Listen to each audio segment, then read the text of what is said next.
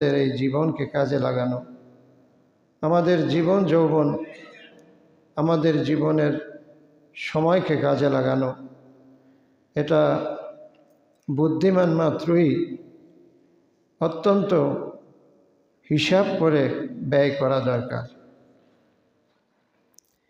পৃথিবীতে সফলতা অর্জন করতে হলে মানুষের কিছু গুণ চাই, যেই গুণগুলি থাকলে মানুষ ব্যক্তিগতভাবে সফল হতে পারে।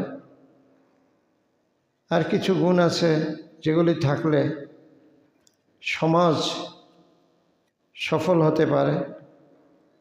কিছু গুণ আছে যেগুলি থাকলে মানুষ ভালো মানুষ, পূর্ণ মানুষ হতে পারে, ইনসানি কামেল হতে পারে।